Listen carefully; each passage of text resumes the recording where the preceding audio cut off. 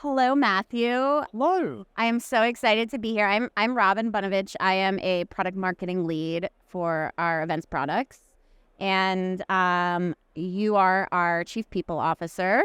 So first off, welcome to the Zoomtopia studios. Thank you. Can I just say you were wonderful yesterday at, Thank you so Nailed. much. Well done. It was my first big stage experience, and it was a little nerve-wracking. You rocked it. Whole team did. Yeah, it was fun.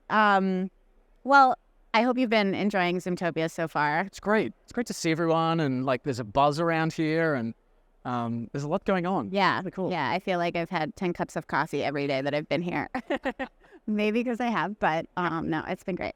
So thanks again for sitting down with me. And I want to first start off by asking you, obviously, a lot has been going on in the world of chief people officers, chief HROs. What would you say are some of the biggest challenges of your role right now in today's, climate? And what are some of the things that you love and that really keep you going? Yeah. I mean, first of all, I would say to anyone who's worked in a HR or people team over the last, 3 or 4 years, thank you. It's been hard. Yeah. And we've had to navigate a lot collectively, and so it's been a lot, but it's been highly rewarding. I think right now, the question on a lot of chief people officers' minds are around how do we get people thriving in this sort of new way of working, right? Hybrid, remote, in office, etc. And that's a real challenge. And we're seeing different organizations approach this very differently. And I think it's going to be with us for a while. I think we've got to make sure we don't just talk about having individuals with a learning mindset, but organizations having a learning mindset as well. And being thoughtful and deliberate about what is the employee experience that you want and how do you best kind of go after that. So I think that is a real challenge for us. I think it has been for the past couple of years, and I think it's going to continue to be that way. But I think we've made some really great strides in terms of flexibility and in terms of inclusiveness, and the technology I think continues to advance and continues to give time back, continues to make us more efficient, and allows for things what I kind of call purposeful collaboration that I think, and purposeful connection, which is where I think people really want. So I listened to your panel earlier, and I thought you said something really interesting, which was that it takes time for people to get used to coming back to the office. I remember our first, as I'm sure you do, our first all hands after we made the return to office announcement, and there was a lot of, backlash, and understandably so. But I'm interested in hearing from you, how is it going, and are people, getting more used to it, or are you getting feedback that actually this is helpful? What are you hearing, 2-3 months into our return to office? Yeah, so we just did a survey of our Zoomies in the US, and we've been running surveys for the product and engineering team who have been back for, I think, since March of this year. And what's interesting is we do see a delta. The people that have been here a while and already coming into the office, they're much more positive about coming back to the office, staying in the office, what the value of the office is,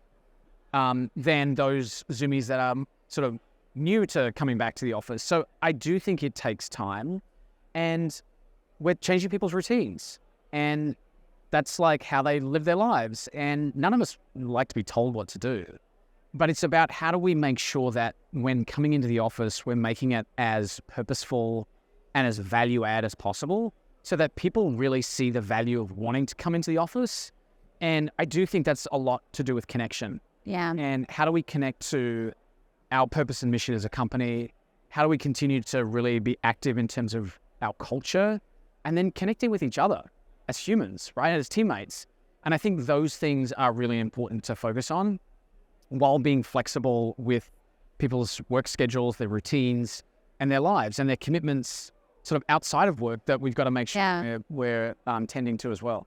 No, I've been in San Jose now for over a week, and it's so energizing to be around people. And I think it's easy to forget that when you've been home for a long time.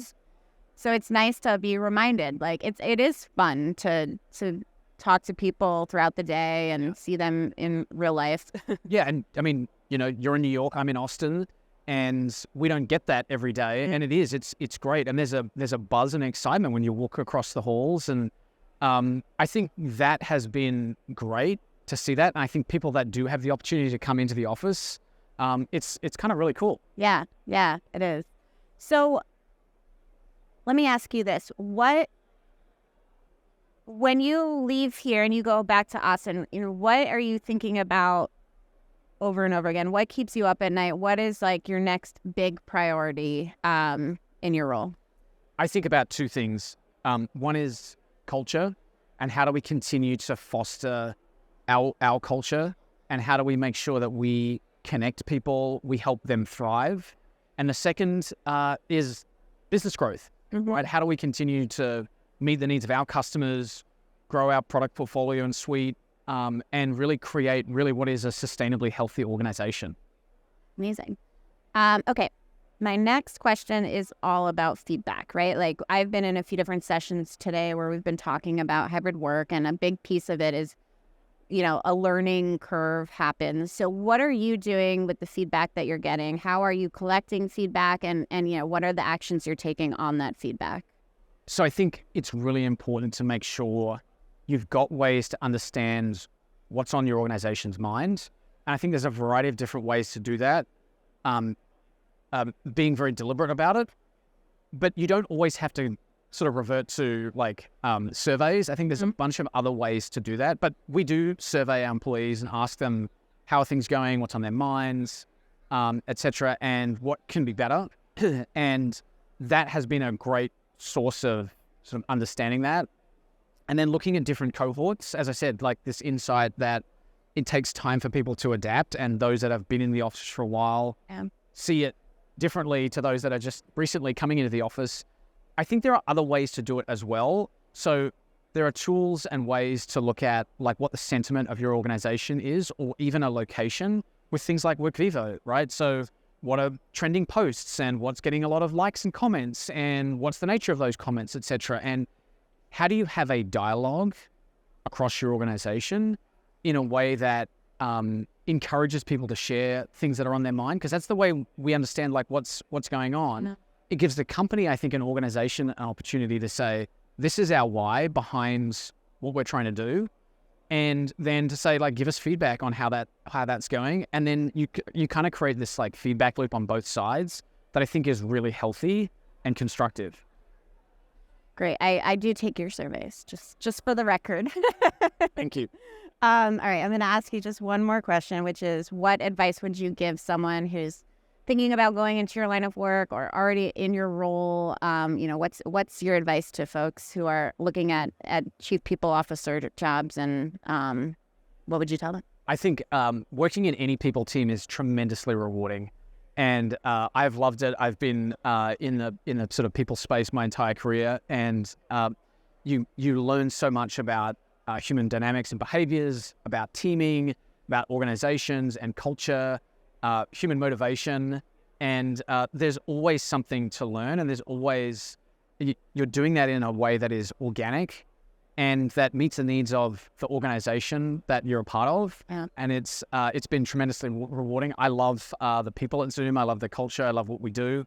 And I love the people team at Zoom. They're absolutely wonderful, and it's great to be here. They are one of my favorite teams. They're great.